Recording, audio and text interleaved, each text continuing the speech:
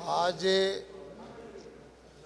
गन्ना बोर्ड की मीटिंग हमने की, जिसमें कोऑपरेटिव के हैसियत सुधीर राजपाल जी, कृषि विभाग से कमिश्नर और सारे कोऑपरेटिव मिल के अधिकारी, प्राइवेट मिल के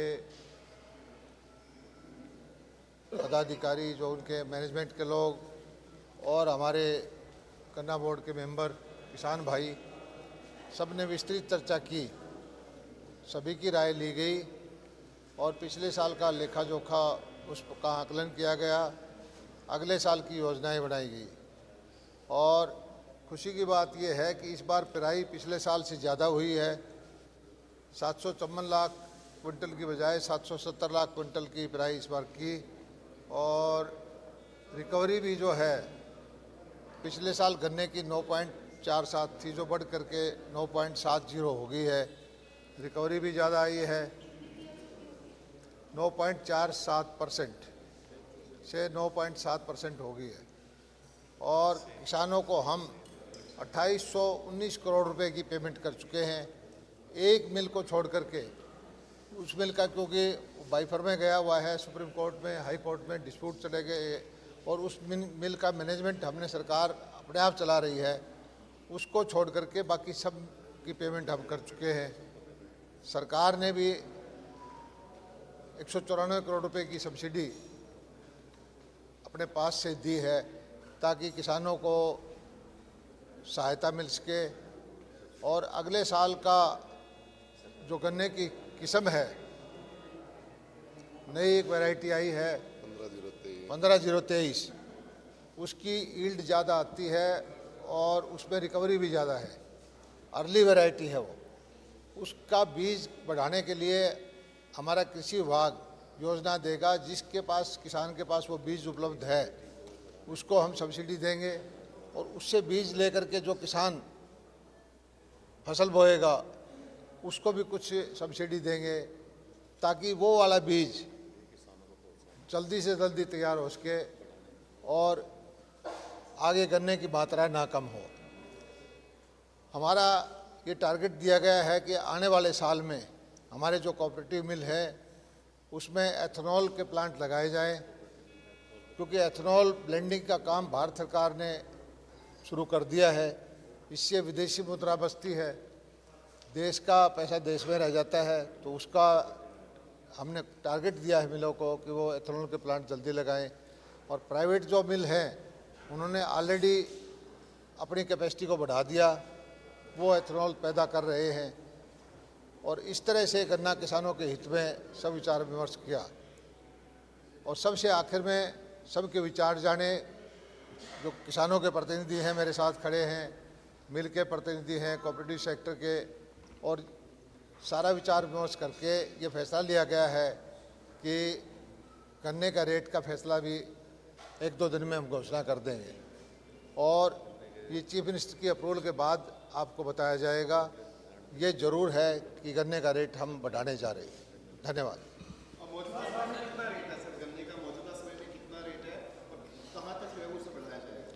ये राशि मैंने बता, आप मेरे बात को घुमा रहे हो। मैंने कहा कि मुख्यमंत्री जी के अप्रूवल के बाद ही ये चीज़ की घोषणा होगी। इसका फैसला 1-2 दिन के अंदर कर देंगे। और अभी जो रेट है हमारा 372 रुपये है। आज तक हमारा रेट जो है देश के अंदर पिछले 10-12 साल से ऑल टाइम हाई था। एक साल को छोड़ करके जब पंजाब ने गन्ने का रेट हमारे से थोड़ा सा ज़्यादा दिया था, लेकिन पंजाब की पेमेंट हमारे से बेहतर नहीं हो, पेमेंट नहीं कर पा रहा। हमारी पेमेंट किसानों के लिए सबसे बेहतर है। सारी पेमेंट हम कर चुके हैं, सिर्फ एक जो डिस्ट्रेस में है एक मिल, उसको छोड़ करके।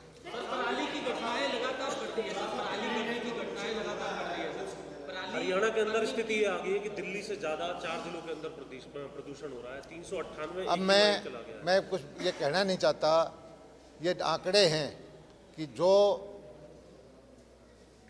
हमारे अंदर आगजनी की घटनाएं होती है हरियाणा में, उससे 4-5 गुना हमारे पड़ोस में है।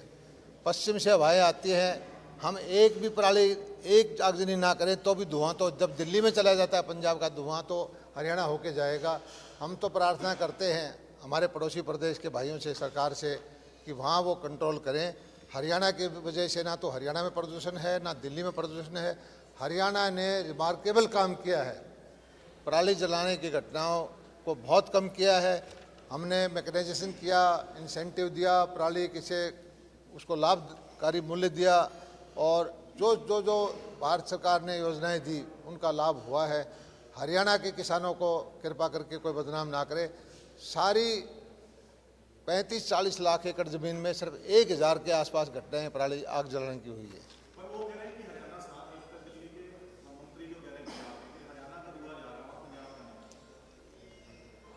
अब उनके कहने से कुछ होता नहीं। जब आंकड़े नासा का सैटेलाइट का डाटा आता है वो साफ दिखाता है कि पंजाब में कितनी जगह आग लगी, हरियाणा में कितनी जगह आग लगी।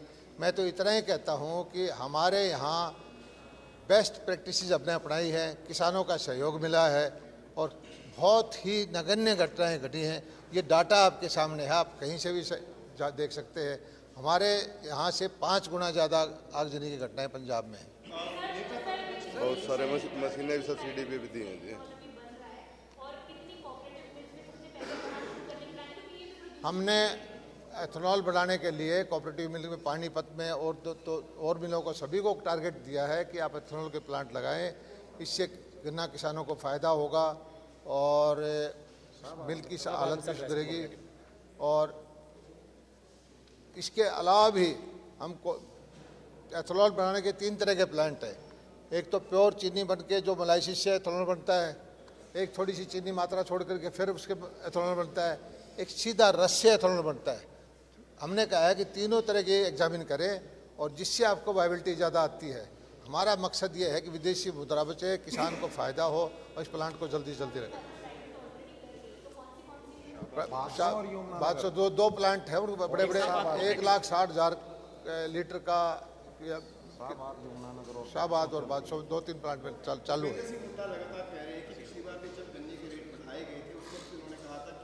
राउंड फिगर जो है वो कर देनी चाहिए, 400 रुपये प्रति क्विंटल जो है वो कर दिया जाना चाहिए। तो इस बात किसान जो है वो उम्मीद लगाएं कि 400 रुपये से अधिक या फिर 400 रुपये तक जो है वो हो जाएगा। हुड्डा साहब के वक्त से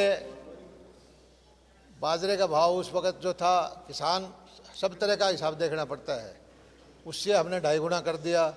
सरसों का भाव है दुगने से ज़्यादा है और फसलों का भाव दुगने से ज़्यादा है।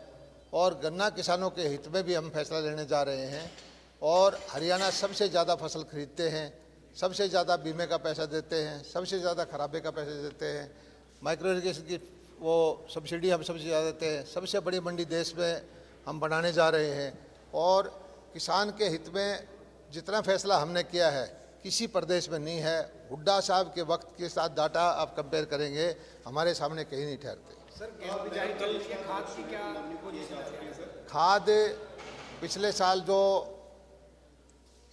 बिजाई के वक्त पे इस वक्त ज़रूरत है डीएपी की। पिछले साल 2 महीने के अंदर 2,23,000 मीट्रिक टन खाद की खपत हुई थी सितंबर और अक्टूबर में। इस 2,23,000 मीट्रिक टन।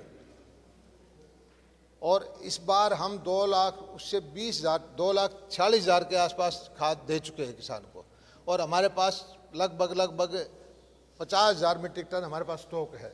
अभी ये बिजाई के वक्त में, चाहे सरसों की बिजाई में डीएपी चाहिए, गेहूं की बिजाई में, गेहूं की बिजाई अभी कहीं शुरू नहीं हुई है। खाद की बिल्कुल कमी नहीं है, पर्याप्त खाद है। और यूरिया जो है जितना चाहिए उससे ज़्यादा हमारे पास है।